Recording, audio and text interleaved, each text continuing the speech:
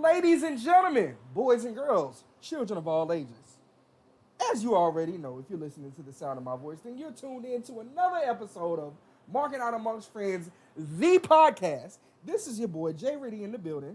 And of course, if I'm in here, you know I'm never in here alone. Okay? You know if I'm in here, you know who else in here? The master of the swerve and the curve, or the curve and the swerve, and both of them, actually. All right. The first lady of podcasts. All right.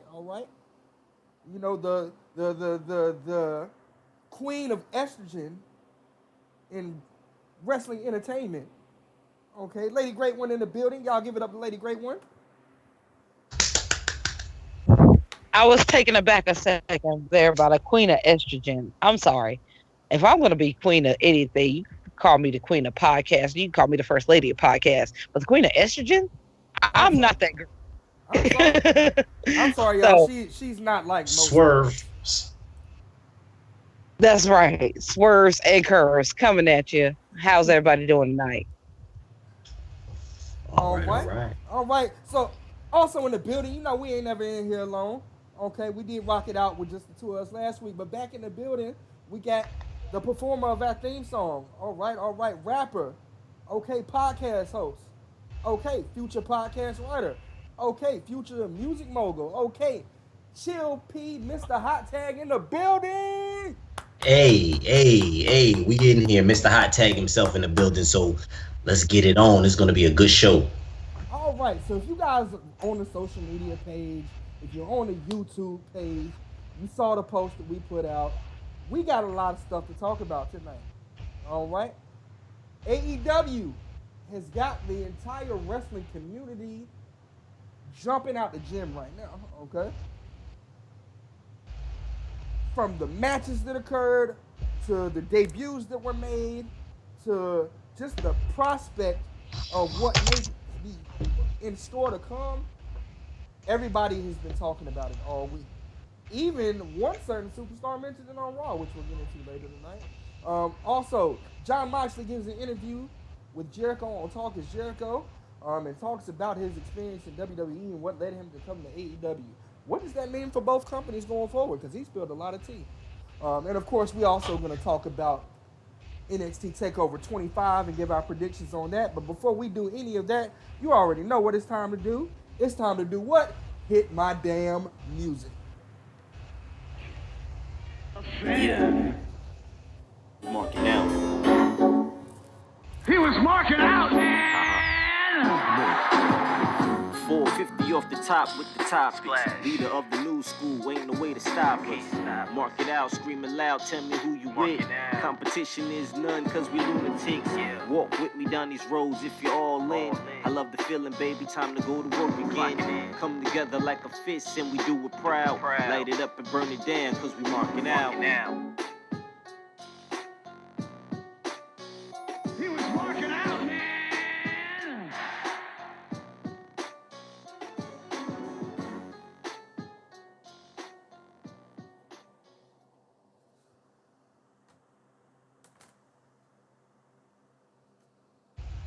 All right. So, before we jump into our discussions tonight, I just want to go ahead and throw it out there. One particular member of the Marking Out Amongst Friends podcast, cast, if you will, has his birthday coming up tomorrow. Now, I know my birthday has already passed. I know Lady Great One's birthday is already passed.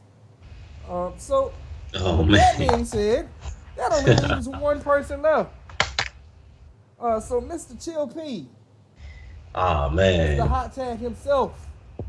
Got a birthday coming up Yes, sir. tomorrow. Yes, sir. Happy birthday to ya. Hey. Happy birthday to ya.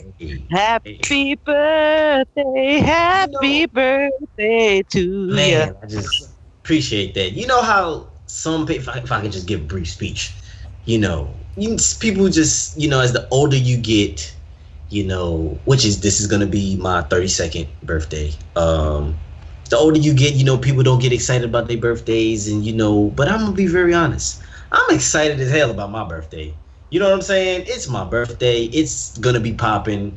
And thank you once again for the shout out, man. And let's just have a great show because I feel good. You feel me? Absolutely, absolutely. Getting the celebration started already. If you guys are listening out there, if you guys are fans of the show, you fans of the official Chill P, go ahead and pull one up and take one back for Chill P for his birthday. All Yes, right, all right, sir. Yes, sir. all right. Of course, we Now, will. before we get too far, actually, your girl, Lady Great One's birthday is coming up. 2 months to be this exact. So it hasn't quite passed yet, and I believe we will still be doing our shows because my birthday falls before SummerSlam. Just throwing it out there, the Yeah. first Oh lady yeah. got to shout out herself a little bit there. Yeah, the Leo's in the building.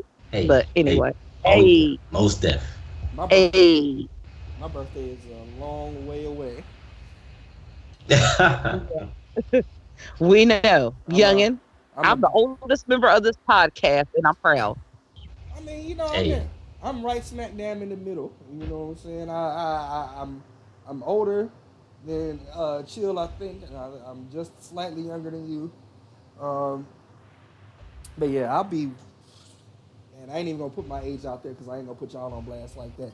But just know I feel like I'm getting older. Well, I come on blast. I'm about to be a proud 37. Oh well, if that's the case, Proud 37. I'm gonna be 33 this year, and it's really like it hurts. Like you know, I get up in the morning, and you know, like just random parts of my body hurt. I don't know where it comes from. As a matter of fact, while I was sitting here, you know, getting ready to start and post it on all the social media, my shoulder just started hurting out of nowhere. I'm not Man, ain't active. that the truth, bro? I'm not Ain't active. that I the don't do truth? anything. I don't know where this pain came You came a from. long way. You know, it Came a did. Hey, long way. I'm 37 and I look like I'm 27. So holla at your girl. What's up? There you go. Boom. Hey, Me and Jay Hey, done came a long way from them Eastern days, man. We oh done came a man, long way. oh man, like a way long back in the Eastern. days, since like the prepubescent. I don't even know if I said that word right, but since the adolescent ages, man, like it's a and wonderful thing to see how far we all have come, man. You know, all of that and still it feels just like yesterday. just to close it out, man, and just on the just to piggyback on that, man, for real. And it's a blessing that I can just say that, that we can look back on that, and I can say I'm about to have my 32nd birthday tomorrow, and we are still here rocking as boys, brothers. And I just want to say that's a blessing, man, and I appreciate you. No doubt, no doubt. Much love all around, man. I love all y'all. You know what I'm saying? I hope the sky is the limit for us, and I hope we reach it. But enough before we get too sentimental. I want to go ahead and jump Let's right get into these it. topics. First and foremost, AEW.